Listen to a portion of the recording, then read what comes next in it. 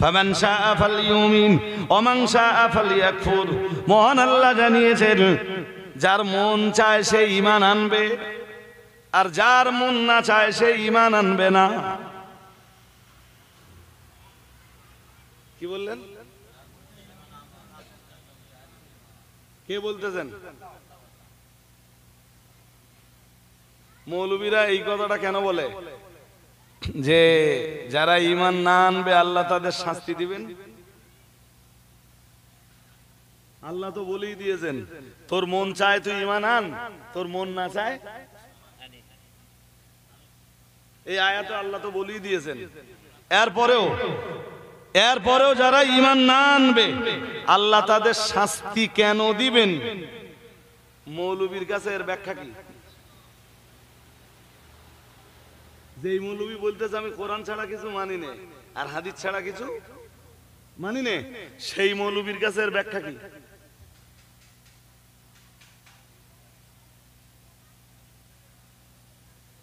ভাই মাঝে মাঝে লজ্জায় মাথা নিচু হয়ে যায়।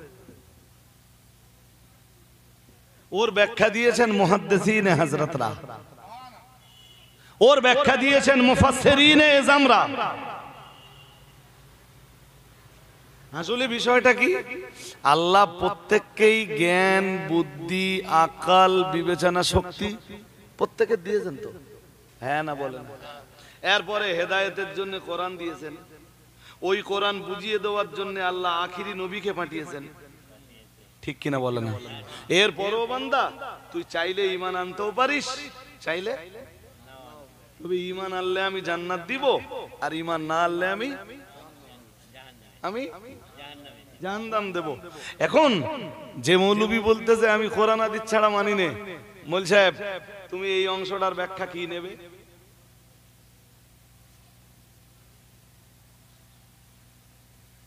ভাই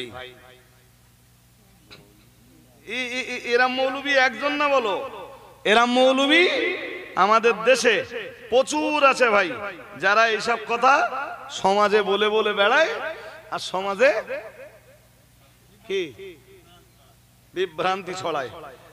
জি, আমি আর একটা আয়াত পড়ি, সূরা আলে ইমরান, সূরা আলে ইমরান আয়াত নাম্বার 130।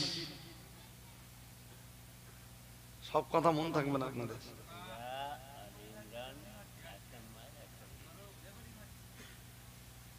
এই যে বার করে ফেলেছি আমি, আয়াত বার করেই বলছি। কি আছে জানেন? খুব মন দিয়ে শুনতে হবে। আল্লাহ পাকের কোরআন জানিয়েছে, ইয়া আইয়ুহাল্লাযীনা আমানু লা তাকুলুর রিবা আদআফাম মুদাআফাতান ওয়াত্তাকুল্লাহা লাআল্লাকুম তুফলিহুন। আমার আল্লাহ পাক রব্বুল আলামিন কোরআনুল কারীমের সূরা আলে ইমরানের 130 নম্বর আয়াতে জানিয়েছেন, ইয়া আইয়ুহাল্লাযীনা আমানুত্তাকুল্লাহ। আল্লাহ পাক রব্বুল আলামিন জানিয়েছেন, ইয়া আইয়ুহাল্লাযীনা আমানু লা তাকুলুর রিবা আদআফাম মুদাআফাতান।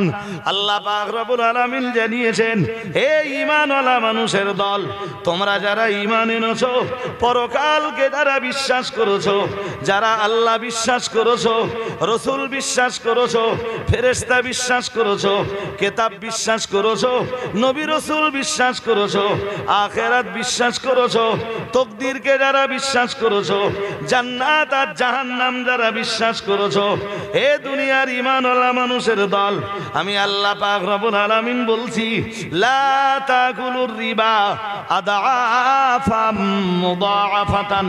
আল্লাহ পাক রব্বুল আলামিন জানিয়েছেন, খবরদার খবরদার, ডবল ডবল সুদ যেন তোমরা খেও না।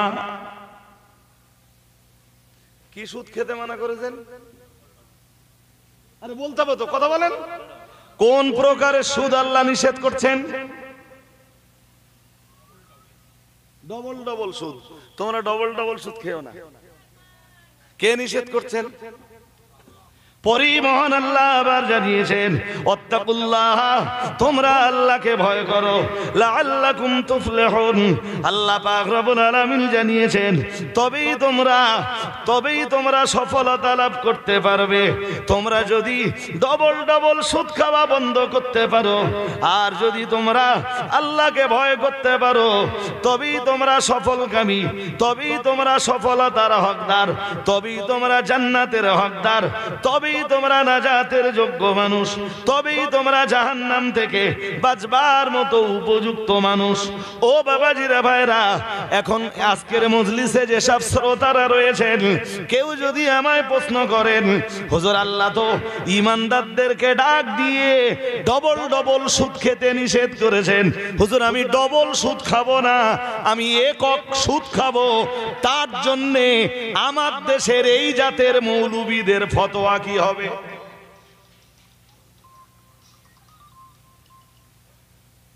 বুঝতে অসুবিধা হচ্ছে? হ্যাঁ, মৌলবী কি জবাব দেবে একটু বলবেন এবার? আল্লাহ তো এই আয়াতে ডবল ডবল সুদ খেতে মানা করেছে।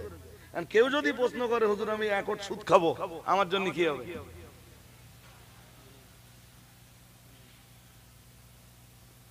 মৌলবী তুমি যে বললে কোরআন ছাড়া কিছু মানবো না, হাদিস ছাড়া কিছু মানবা না, তাহলে এই আয়াতের জবাব তোমার কাছে কি বলো? মুফাসসিরিনে হযরতরা, কোরআন চর্চা যারা করেছেন, তারা ওই আয়াতের জবাব দিয়ে বলেছেন ডবল সুদও চলবে না, একক সুদও চলবে না, সুদ মাত্রই হারাম। তুমি তো মুফাসসির মানবা না, মুহাদ্দিস মানবা না, ইমাম মানবা না, মুজতাহিদ মানবা না, পীর মানবা না, ওলি মানবা না, তুমি কারোর মানবা না, তাহলে এই আয়াতের জবাব তোমার কাছে কি?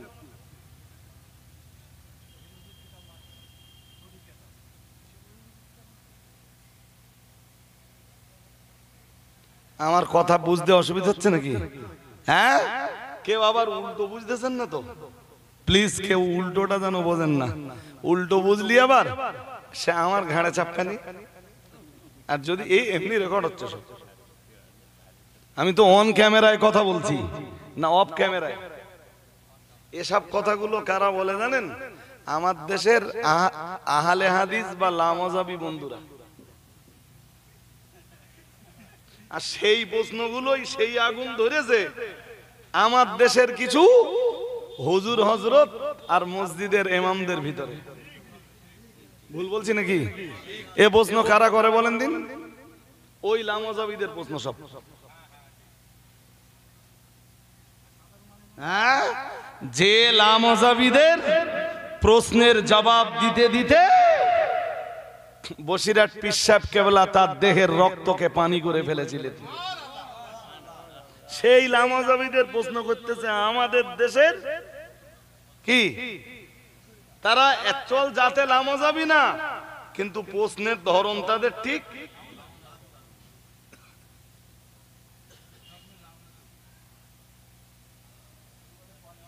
হ্যাঁ, এবার যদি মৌলভী হাদিস বলে যে আমি হাদিস ছাড়া মানবো না, চলেন আমি একটা দুটো হাদিস দেই, বেশি হাদিস দেবো না, একটা দুটো দেই নাকি?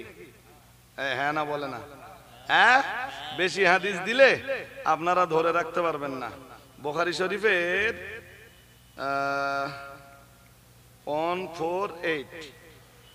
148 নম্বর হাদিস। কত? আমি বুখারী থেকে একটা হাদিস দিচ্ছি, মৌলবীর সাধ্য থাকে ট্রাই করবে। একটা হাদিস দিচ্ছি, এই যে বার করেছি আমি, আমার তো মোবাইলে অল টাইম রেডি থাকে, অল টাইম। 148 বুখারী শরীফ, সহিহ বুখারী। আকাশের নিচে জমিনের উপরে কোরআনুল কারীমের পরে যে সহিহুল বুখারীর মর্যাদা, ওই বুখারী থেকে হাদিস বলছি। জি, হাদিসটা হযরত আব্দুল্লাহ ইবনে ওমর থেকে বর্ণিত।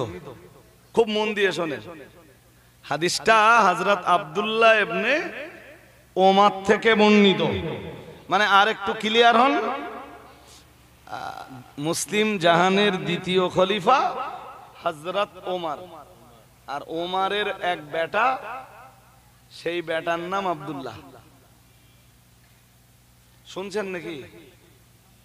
তাহলে একসাথে কি হলো? আব্দুল্লাহ ইবনে, আমার দিকে মন দিতে হবে ভাই, মন। আপনারা খুব ভালো কথা শুনছেন, এত ভালো কথা শুনছেন, ভাষায় বলা যাবে না। জি, হযরত ওমরের বেটা আব্দুল্লাহ, ওমরের বেটা আব্দুল্লাহ। আচ্ছা, আর একটু পরিচয় নেন, নিলে আরো ক্লিয়ার হবে নি। রাসূলুল্লাহ সাল্লাল্লাহু আলাইহি ওয়াসাল্লাম হযরত ওমরের এক মেয়েকে বিয়ে করেছিলেন। শুনছেন? ওমরের এক মেয়েকে বিয়ে করেছিলেন, তার নাম কি? হাফসা। নাম কি? ওমরের বেটি হাফসাকে নবী বিয়ে করেছিলেন। আচ্ছা, দুনিয়ার সম্পর্কে তাহলে ওমর রাসূলের কি হয়? শ্বশুর। আর রাসূলুল্লাহ হযরত ওমরের জামাই। এটা পার্থিব সম্পর্ক, জামাই আর শ্বশুর। আর আব্দুল্লাহ ওমরের বেটা, তাহলে আব্দুল্লাহ আর রাসূলুল্লাহ সম্পর্ক কি? শালা আব্দুল্লাহ ভাই না? হ্যাঁ না বলে না? না বুঝতে অসুবিধা হচ্ছে এখনো? শালা দুলাভাই হয়তো। হ্যাঁ, বেশ। তা বোন বিয়ে হলে মাঝে মাঝে বোনের যে ভাই, জি, সে তো মাঝে মাঝে দুলাভার বাড়ি যাবে। আরে আপনার বোন বিয়ে হয়ে থাকলে আপনি মাঝে মাঝে যান না বোনের বাড়ি, যে একটু সময় কাটালেন, একটু খানা পিনা করলেন, যেটুকু তাদের সামর্থ্য কুলায় সেইটুকু। কোনো ভাই তো বোনের বাড়ি খুব বেশি কিছু খাবার জন্য যায় না, যে কি ভাই বোনের সম্পর্কটা কি একটা, কি একটা গভীর সম্পর্ক, রক্তের একটা গভীর সম্পর্ক, ভাই বোনের সম্পর্ক, খুব গাঢ় সম্পর্ক। বলো ভাই ভাই, ভাই বোন, এ সম্পর্ক খুব গাঢ়। তা আব্দুল্লাহ ইবনে ওমর মাঝে মাঝে বোনের বাড়ি যেতেন, বোন হাফসা। আর বোনের বাড়ি মানে রাসূলের ঘর।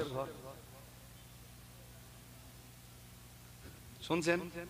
এবার বুখারী শরীফের 148 নম্বর হাদিসটা শুনেন। হযরত আব্দুল্লাহ ইবনে ওমর থেকেই হাদিসটা বর্ণিত। তিনি বলেন, ইরতাকাইতু ফাওকা যাহরে বাইতে হাফসাতা লিবাদি হাজাতি।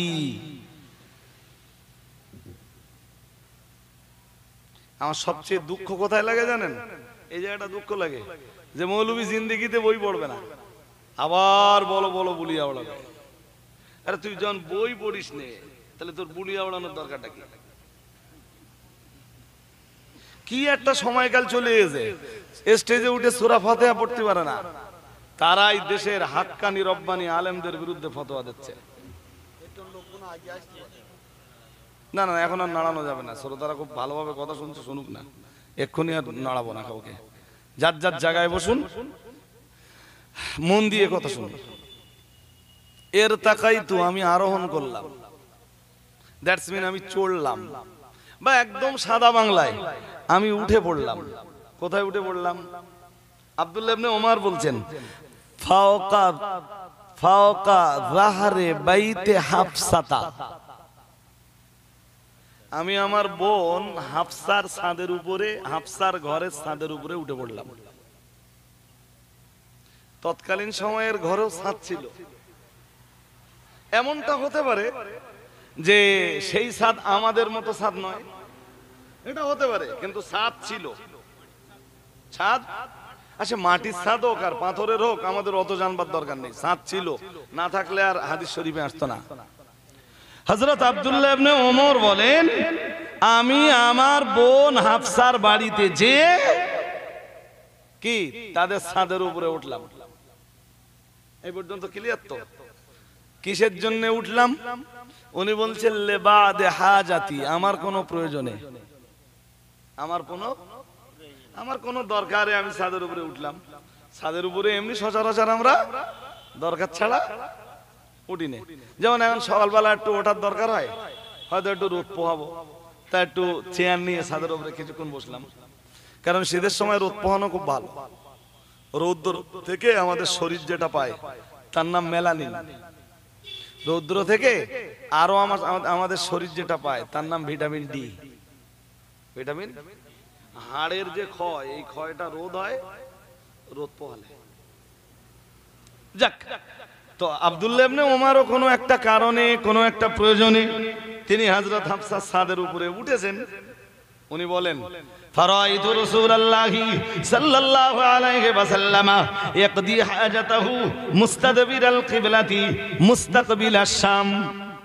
আল্লাহ পাকের নবী সাহাবী হযরত আব্দুল্লাহ ইবনে ওমর রাদিয়াল্লাহু তাআলা আনহু বলেন, আমি ছাদের উপরে দাঁড়িয়ে দেখতে পেলাম প্রিয় নবী মুহাম্মদুর রাসূলুল্লাহ সাল্লাল্লাহু আলাইহি ওয়াসাল্লাম ইয়াকদি হাজাতাহু, তিনি তার নিজস্ব প্রয়োজন মিটিয়ে নিচ্ছেন। এখানে নিজস্ব প্রয়োজন বলতে পারে, এখানে নিজস্ব প্রয়োজন বলতে হযরত আব্দুল্লাহ ইবনে ওমর বোঝাচ্ছেন রাসূলুল্লাহ পেশাব পায়খানার কাজ সেরে নিচ্ছেন। আমি ছাদের উপরে দাঁড়িয়ে দেখতে পাচ্ছি হযরত আব্দুল্লাহ ইবনে ওমর বলেন, মুস্তাদবিরাল কিবলা, রাসূলের পিঠটা রয়েছে কিবলার দিকে। সুবহানাল্লাহ। এমন হাদিস বুঝেননি? উনি বলছেন, আমি ছাদের উপরে দাঁড়িয়ে দেখলাম রাসূল প্রয়োজন মেটাচ্ছেন, রাসূলের পিঠ কিবলার দিকে। কোন দিক? জোর করে বলে না, কোন দিক? আবার বলে পশ্চিম। আমরা পশ্চিম দিকে ফিরে নামাজ পড়ি না, আমরা নামাজ পড়ি কোন দিকে? হ্যাঁ, এখান থেকে কিবলা পশ্চিম দিকে, এখান থেকে কিবলা পশ্চিম দিকে। আমরা যখন মদিনায় ছিলাম আমরাই নামাজ পড়েছি দক্ষিণ দিকে মুখ করে। সুতরাং কিবলার সাথে পশ্চিমের কোনো সম্পর্ক নেই, বাট আমাদের এখান থেকে কিবলা পশ্চিম দিকে। বলুন তো, পেশাব পায়খানার সময় কিবলার দিকে পিঠ দেওয়া যাবে? জোর করে বলেন না। এই তো হাদিসে আছে, আব্দুল্লাহ ইবনে ওমর হাদিসের বর্ণনাকারী, তিনি রাসূলকে দেখছেন, রাসূলের পিঠ কিবলার দিকে। আমার দেশের যেসব মৌলবীরা বলে কোরআন হাদিস ছাড়া আর কিছু মানবো না, মৌলবীর কাছে এই হাদিসের জবাব কি?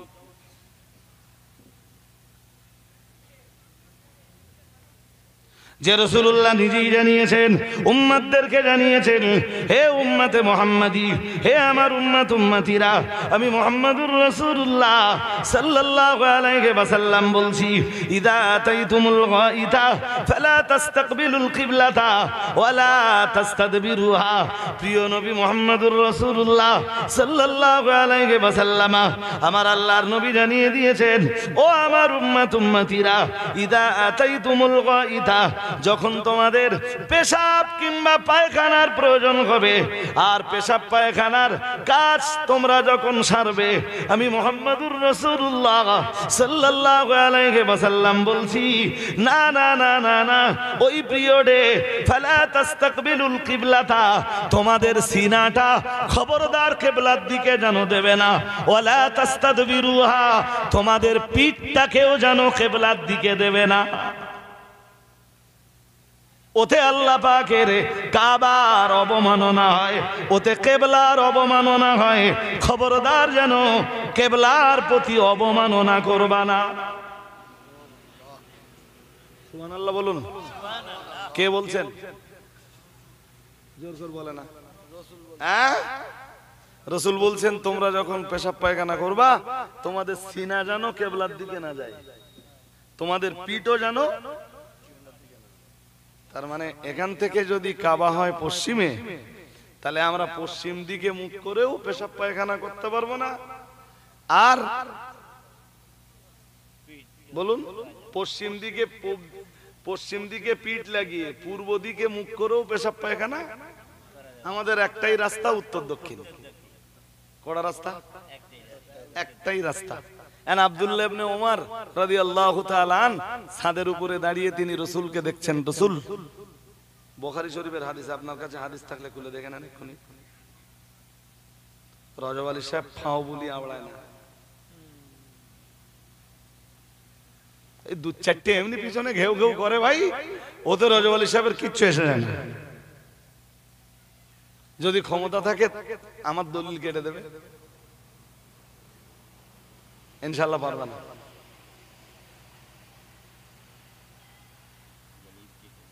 আব্দুল্লাহ ইবনে ওমর ছাদের উপর দাঁড়িয়ে দেখছেন রাসূলের পিঠ কোন দিকে। হ্যাঁ, যেসব মৌলবীরা, আমাদের দেশের মৌলবীরা বলে কোরআন আর হাদিস ছাড়া কিছু, তাই বুখারী শরীফের 148 নম্বর হাদিসের জবাবে সেসব মৌলবী কি বলবে?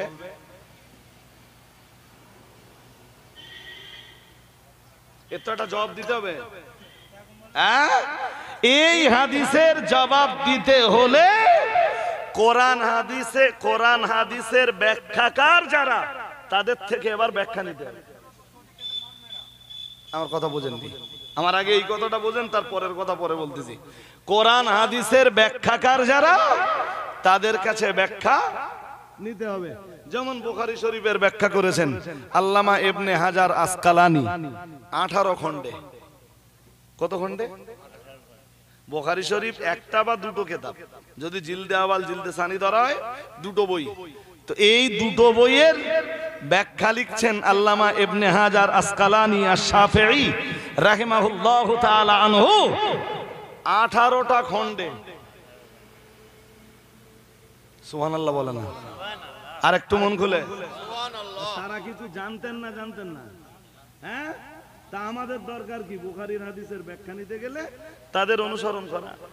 কিন্তু আমার দেশের কিছু মৌলবী, কিছু কপাল পড়া ইমাম, তারা বলতেছে যে কোরআন হাদিস ছাড়া আর কিছু মানব না। তার মানে ইবনে হাজার আসকালানি যিনি বুখারীর ব্যাখ্যা লিখেছেন তাকেও মানা যাবে না, যারা কোরআনের তাফসীর লিখেছেন তাদেরও মানা যাবে না। হ্যাঁ, তা তুমি ইবনে হাজার আসকালানিকে মানবা না? জি, বুখারী শরীফের আরেক ব্যাখ্যা গ্রন্থ লিখেছেন হযরত আল্লামা বদরউদ্দিন আইনি আল হানাফি 25 খণ্ডে। সুবহানাল্লাহ বলেন না? কয় খণ্ড? 25 খণ্ড। তাহলে বুখারী শরীফ ছিল একটা বা দুটো খণ্ড, আর ওই দু খণ্ড বুখারীর ব্যাখ্যা লিখছেন 25 খণ্ডে। তাদের জ্ঞান কম। হ্যাঁ, এই যুগে এসে কিছু মৌলবী বলতেছে তার গাও মানব না। তা যে লোকটা 25 খণ্ডে বুখারীর ব্যাখ্যা লিখতে পারে, তুমি যদি তারে না মানো, আমি কি চুলগুনিতে তোমার মানতে যাব? হ্যাঁ না বলবেন তো? তোমার মতো কপাল পোড়া ইমামের আমি কেন মানতে যাব?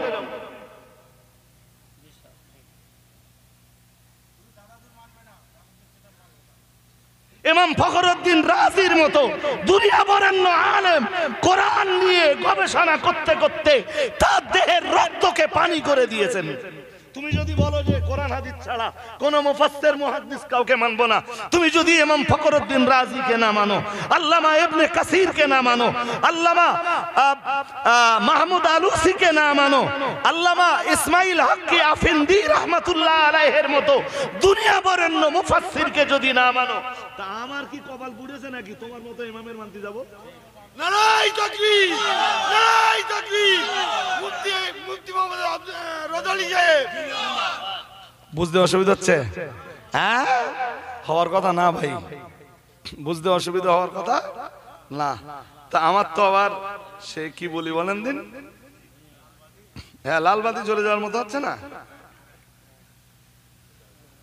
পরে আবার দাওয়াত রয়েছে, তাদের টাইম শিডিউল। আর মাদিন সাহেব তো জানেন, এখন কখন বলবো, আর লম্বা সময় নেই। আর একটা হাদিস আপনাদের শুনতে হবে, শুনে নেন। আর একটা হাদিসে এসছে বুখারীর 224 224 নম্বর হাদিস, 224। এই যে বার করেছি 200। দ্যাটস মিন আমি এসব পড়ে সব ঠিক করে রেখেছি, লাগলেই বার করে দেই। কি আছে জানেন? মন দিয়ে শুনতে হবে হাদিসটা, না শুনলে বুঝবেন না। হাদিসে এসছে, আমি শুধু হাদিসটা বলছি, সনদ বলছি না, সনদ বললে অনেক সময় যাবে। عن حذيفة رضي الله تعالى عنه قال أتى النبي صلى الله عليه وسلم سباطة قوم فبال قائما ثم دعا بماء فجئته بماء فتوضأ। হযরত হুযায়ফা এই হাদিসের বর্ণনাকারী, শুনছেন নাকি? কোন সাহাবী? হুযায়ফা। কোন সাহাবী? হুযায়ফা রাদিয়াল্লাহু তাআলা আনহু। উনি বিখ্যাত সাহাবী এবং হাদিস সহিহ। হাদিস এই এখানে লেখা আছে, একদম উপরে লেখা আছে সহিহ। কি হাদিস বলুন? সহিহ।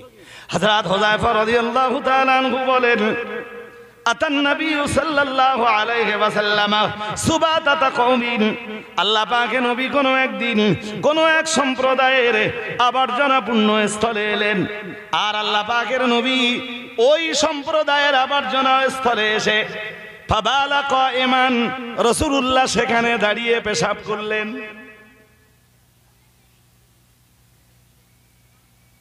কে?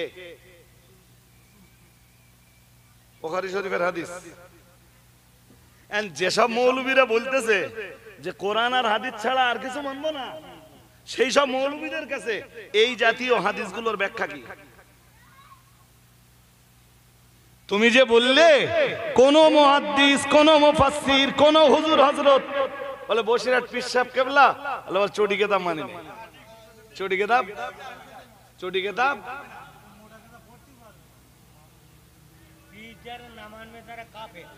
ভাই শোনেন, একটা সহজ কথা বলি, বেশি কথা না বলে। বিষয়টা হলো, তুই এই সাইডে দাঁড়া, সামনে না। জি, বসিরহাট পীর সাহেব কেবলা যা কিতাব লিখেছেন, তুমি একটা কাজ করো, তুমি বড় বড় কিতাব পড়ে এসো। আর আমরা আমাদের জামিয়ার নিচের দিককার একটা ছেলেরে এরাম আমরা বসলি তো মান সম্মান যাবেনি। আমরা বসলে কি, হ্যাঁ, আমরা আমাদের জামিয়া রহমানিয়ার নিচের দিকের একটা ছেলে পেটকে দোয়ানে চটি কিতাব দেয়।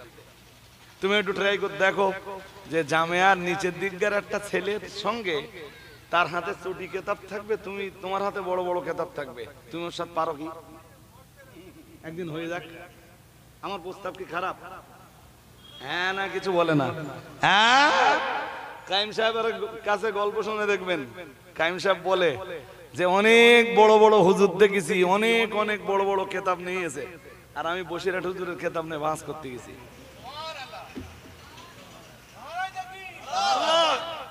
বসিরহাট পীর সাহেব কেবলার লেখা কিতাব যা সম্বল হয়, ওর মাথায় আল্লাহ জয়ের টুপি পরিয়ে দেয়। আমার কথা বুঝতেছেন নাকি? হ্যাঁ, এটা ওদের ঔদ্ধত্য, এটা ওদের কি কি কি বলে না, ঔদ্ধত্য। এক শ্রেণীর মোল্লা মৌলবী ফতোয়া দিচ্ছে, জি, তথাকথিত মসজিদের কিছু ইমামও জুটেছে তার সাথে, আখিরি জোহর পড়তে হবে না, আছে না নেই? হ্যাঁ, বসিরহাট পীর সাহেব কেবলা আখিরি জোহর নামীয় একটা কিতাব লিখেছেন। কি কিতাব? কথা বল না, কি কিতাব লিখেছেন? বইটার নামই আখিরি জোহর। ক্ষমতা আছে কোন মৌলবীর ওই বই কেটে দেবে এই যুগে এসে? ও হাদিসই পড়িনি তো। বসিরহাট পীর সাহেব কেবলা হাদিসের দলিল দিয়েছেন। হাদিসের, চলুন আমার কাছে একটা কথা বললে হবে না, আমার কাছে একটা হাদিসের দলিল নেন, এটা দলিল নেন। এটা বুখারী শরীফের 2421 নম্বর হাদিস। কত?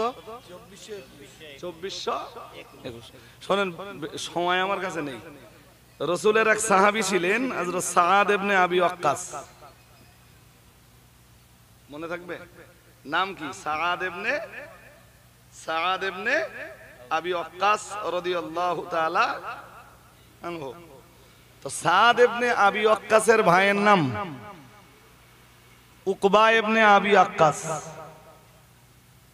শুনছেন নাকি? শুনছেন? এতে দুটো নাম নিলেন। 3 নম্বরে আরেকটা নাম নেন। রাসূলের একজন স্ত্রী ছিলেন, তার নাম সাউদা।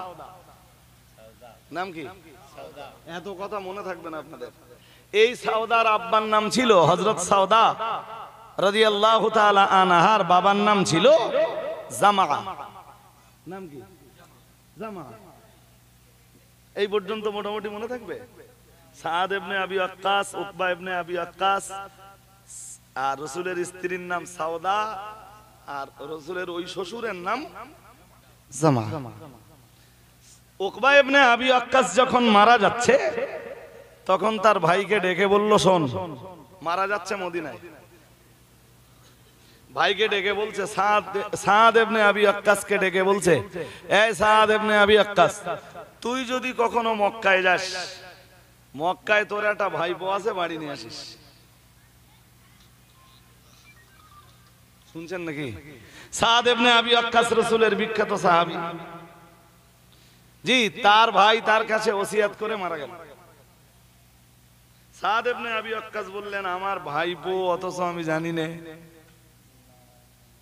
তা ভাইয়ের কাছে মরণের সময় জিজ্ঞেস করে নিয়েছিলেন, কে সে? তা বলল, জামা কে মনে আছে? রসুলের শ্বশুর, রসুলের স্ত্রী সাউদার আব্বা। তা উকবা ইবনে আবি ওয়াক্কাস বলল, জামার দাসীর গর্ভজাত ছেলেটা আমার সন্তান। সে দাসী বলো রসুলের শ্বশুরের, অথচ সাদ ইবনে আবি ওয়াক্কাসের ভাই মরণের সময় দাবি করে গেল, বলল ওই ছেলেটা আমার, ওর জন্মদাতা আমি, ওটা তোর ভাইপো, তুই মক্কায় গেলে মারিয়ে আনিস। এবার আর একটু মোল্লা গান, নইলে বুঝবেন না। বল, যখন মক্কা বিজয় হচ্ছে, মক্কা বিজয় হয়ে গেছে, সাদ ইবনে আবি ওয়াক্কাস মনে মনে ঠিক করে রেখেছে ভাইপোর মান্য যাবে। খুঁজে খুঁজে খুঁজে খুঁজে সে ভাইপো পেয়েও গেছে। তার নাম হলো আব্দ। তার নাম কি? আব্দ। এত নাম আপনাদের মনে থাকবে না। খুঁজে খুঁজে আব্দকে পেয়েও গেছে। আব্দ, আব্দ, জি, মোল লাগান, আরো মোল লাগান, গভীর মোল লাগান। আর আব্দকে নিয়ে সাদ ইবনে আবি ওয়াক্কাস চলে যাচ্ছে সঙ্গে নিয়ে। শুনছেন নাকি? হ্যাঁ। এখন হযরত সাউদার এক ভাই পিছনে চিল্লাচ্ছে, বুঝে, আমার ভাই তুমি কোথায় যাচ্ছ? আসলে আরেকটু বিষয়টা বলে দেই। তৎকালীন সময় স্ত্রীকে যেমন স্বামীর জন্য যেমন স্ত্রীকে ব্যবহার করা জায়েজ, তৎকালীন সময় বাড়ির দাসীকে স্ত্রী রূপে ব্যবহার করাও জায়েজ ছিল। স্ত্রীর বিছানাতে রাত কাটানো কি খারাপ কিছু আছে? হ্যাঁ না বলেন? তৎকালীন সময় দাসীর বিছানাতেও রাত কাটানো অপরাধ ছিল না, পরে নিষিদ্ধ হয়ে গেছে। ওই দাসীর গর্ভজাত সন্তান হলো এই বিতর্কিত ছেলেটা। সাদ ইবনে আবি ওয়াক্কাস যে বলছে আমার ভাইপো, আর হযরত সাউদা রাদিয়াল্লাহু তাআলা আনহার আরেক ভাই, তার মানে জামার আরেক ছেলে যে বলছে ওটা আমার বাবার দাসীর ছেলে, মানে আমার ভাই। তাহলে একজনের দাবি আমার ভাইপো, আর একজনের দাবি আমার ভাই। একটা ছেলের দাবিদার যদি দুইজন হয়, এর ফয়সালা কি? এই ঠেলাঠেলি হতে হতে অনেক লোকজন জমে গেছে। তা যারা একটু চালাক চতুর ছিল তারা বললো এই ঠেলাঠেলির কি দরকার, রাসূলুল্লাহ তো এখন মক্কায়, চলো সমস্যাটা নিয়ে রাসূলের কাছে যাই, রাসূল ফয়সালা করে দিবেন। তা সমস্যাটা নিয়ে রাসূলের কাছে এসে, খুব মন দিয়ে শুনুন। তা রাসূল শুনলেন, বুঝলেন। সাদ ইবনে আবি ওয়াক্কাস বললেন, হুজুর আমার ভাই ওসিয়ত করে গিয়েছিল যে মক্কায় আমার এক নাকি ভাইপো আছে, তো সেই ভাইপোটা হলো জামার দাসীর গর্ভজাত একটা ছেলে। হুজুর আমি আমার ভাইপোকে নিয়ে যাচ্ছি। আর হযরত সাউদা মানে রাসূলের স্ত্রীর যে ভাই, সে বলছে হুজুর ও তো আমার ভাই, আমার আব্বার দাসীর গর্ভজাত সন্তান, আমার ভাই, আমার বাবার রক্ত ওর গায়ে। কি ফয়সালা দেবেন রাসূল? তা রাসূল শোনা বোঝার পরে বললেন, ফয়সালা শোনেন কি চ্যাম্পিয়ন। নবীজি বললেন আল ওয়ালাদু লিল ফিরাশ, বুখারীর হাদিস বলছি, বলো। নবীজি বললেন বিছানা যার সন্তান তার। কি বললেন? বিছানা যার সন্তান। তখন তো ডিএনএ টেস্টের ব্যবস্থা ছিল না, ছিল? হ্যাঁ, বিছানা যার, জোরে বলুন, সন্তান তার। আর এটাই শরীয়তের মূল থিওরি। এখন জি, রাসূলের শ্বশুর তথা জামা, তার বাড়ির দাসী, জি, জামার বিছানাতেই অবস্থান করেছে। রসুলের ফয়সালা অনুযায়ী ও সন্তান জামার। সন্তান কার? রসুল বললেন অলিল আহিরি আল হাজার। নবীজি পরেই বললেন ব্যভিচারীর জন্য পাথর। তোমার ভাই বেঁচে থাকলে তোমার ভাইকে পাথর মেরে ফেলবার অনুমতি দিতাম। বিষয়টা খুব সহজ বিষয় না ভাই। বললেন জি, বললেন যাও তুমি তোমার ভাইকে নিয়ে চলে যাও। সাদকে বললেন খবরদার ওই ছেলেটাকে তোমার ভাইবো বলে দাবি করবা না। শুনছেন নাকি? হ্যাঁ, আচ্ছা এবার বলুন, ওই যে ছেলেটাকে নিয়ে বিতর্কিত হচ্ছিল, এক্ষুনি ওই ছেলেটা রসুলের স্ত্রী সাউদার কি হবে? আমার কথা বুঝতে পারেননি? সাউদার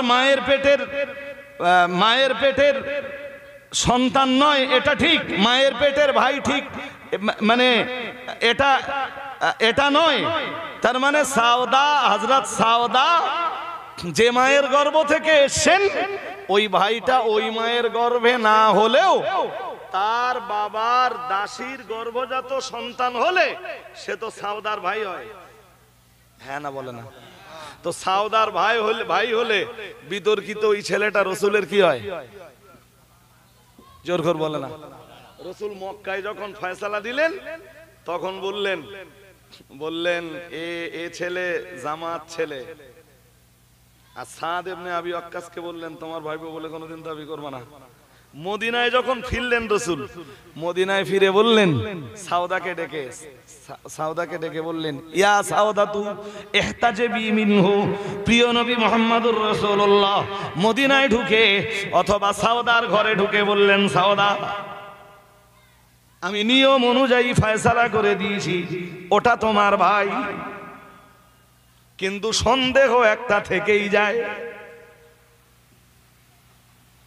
শুনছেন নাকি? আমি নিয়ম অনুযায়ী ফয়সালা করেছি, বিছানা যার সন্তান তার। তোমার বাবার দাসী যদি অন্য জায়গায় ব্যভিচার করে সেখান থেকে সন্তান ধারণ করে থাকে, হতে পারে তো? আরে কথা বলে না? আরে ভাই, কত লোকের বউ আছে, স্বামীর সাথেও সম্পর্ক আছে, অন্য জায়গায় সম্পর্ক আছে। একটা বাচ্চা এলো, স্বামীর বাচ্চা বল চালিয়ে দেবে। আরে হ্যাঁ না বলবেন তো? ভুল হয়ে যাচ্ছে না তো আমার? তাই এরকমটাও তো হতে পারে। রসুল বললেন আমি নিয়ম অনুযায়ী ফয়সালা করেছি, ওটা তোমার ভাই, কিন্তু সন্দেহ একটা থেকেই গেছে। সন্দেহ একটা, এই সন্দেহের কারণে ইহতাজাবি মিনহু, তুমি তোমার ভাই থেকে পর্দা করো। ভাই বোনে পর্দা আছে? আছে? রসুল পর্দা করতে বলছেন? জোর করে বলে না? সবাইকে বলতে হবে রসুল পর্দা করতে বলছেন কেন? মৌলবীর আগে জিজ্ঞেস করে দেখবেন যে এই হাদিস পড়েছিস? জুমার নামাজ আমাদের দেশে হবে কি হবে না এ নিয়ে আমাদের মসজিদগুলোতে জুমা জায়েজ কি জায়েজ নয়, কিছুটা সূত্রে আমাদের দেশের মসজিদগুলোতে জুমা জায়েজ, আবার কতিপয় সূত্রে আমাদের দেশের মসজিদগুলোতে জুমা জায়েজ নয়। এখন যে সূত্র ধরে আপনি ভাবছেন যে মানে জুমা নামাজ শুদ্ধ হওয়ার যে শর্তগুলো পাওয়া গেছে, যদি আপনি ধরে নেন যে আপনার জুমা হয়েছে, কিছু শর্ত তো পাওয়া যায়নি, সব শর্ত তো পাওয়া যায়নি, তাহলে যে শর্তগুলো পাওয়া যায়নি তার কারণে এটাও তো হতে পারে যে জুমাটা হয়নি। সন্দেহ আছে না নেই? আরে জোর করে বলুন না। তা সন্দেহ থাকলে তখন করণীয় কি? হ্যাঁ, জুমা যদি না হয় তাহলে জোহর তোমার উপরে চেপে থাকবে। এই সন্দেহের কারণে দুনিয়া বরেণ্য আলেমে দ্বীনরা বলেছেন মানে জুমাও পড়তে হবে, জোহরও পড়তে হবে। সন্দেহের কারণে, সন্দেহ কাটানোর জন্য, যেমন সন্দেহ কাটানোর জন্য রাসূল হযরত সাউদাকে বলেছেন ওখানে যা ফয়সালা দেওয়ার আমি দিয়েছি, কিন্তু সন্দেহ একটা থেকেই গেল, তাই তুমি তোমার ভাই থেকে পর্দা করো। আমি কি বোঝাতে পারছি আপনাদের?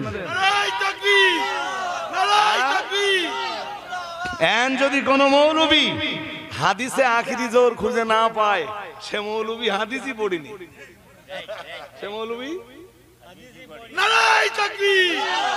ভাই মোহিত সাহেব হুজুর, আব্দুল মোহিত সাহেব হুজুর এসে বসে আছেন, আর আমারও বেয়াদবি হয়ে যাচ্ছে, আমারও তাড়া আছে। না একদম না, আর আর কথা বলা যাবে না মোটেই। 11টা ক্রস করেছে, 11টা 13 হয়ে গেছে জানেন, 11:30টায় পরের স্টেজ আমার।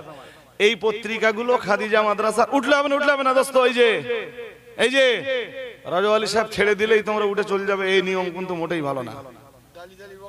যদি নিতান্ত তোমাদের উঠতেই হয় যে আর থাকবো না, আমি নেমে যাবার অন্তত 5 মিনিট বাদে, তাই আস্তে আস্তে উঠে যদি উজু ইস্তেঞ্জা এটা সেটা দরকার থাকে ওগুলো সেরে আবার এসে মজলিসে বসে পড়ো। খিচুড়ি খাবে কে তোমরা চলে গেলে? বোঝো না? এই পত্রিকাগুলো খাদিজার বাৎসরিক পত্রিকা ভাই, এইগুলো বিক্রি করে যা পয়সা হয় সেই এইগুলো ছাপতে তো একটা খরচ হয়, আর ছাপার বাইরে যে পয়সাটা লাভ হয় ওই লভ্যাংশটা খাদিজার থেকে যায়। 50 টাকা করে বিক্রি করি, 50টা টাকা পকেটে থাকলে খাদিজা মাদ্রাসায় দান করছেন 50 টাকা, এই নিয়ে একটা বই কেনেন। শুনছেন নাকি? আপনি নিয়ত করুন যে আমি খাদিজা মাদ্রাসায় 50টা টাকা দান করছি, বই কিনছিলেন একটা পত্রিকা। এই গোটা পত্রিকা আপনারা আমারে খুব ভালোবাসেন, খাদিজা মাদ্রাসাকে খুব ভালোবাসেন জানি, এই গোটা পত্রিকা প্লিজ আর ফিরিয়ে দেন না, জানো